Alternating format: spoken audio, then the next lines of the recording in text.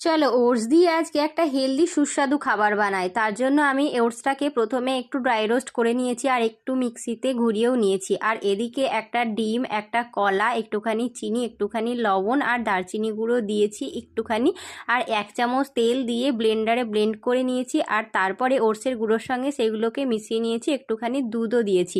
দুধটা একটু পরিমাণ মতো বুঝিয়ে দিয়েছি। তারপরে একটা ঘন ব্যাটার তৈরি করে সেটা আধ ঘন্টা মতো রেস্টে রেখে দিয়ে তারপরে তৈরি করে নিয়েছি প্যানকেক।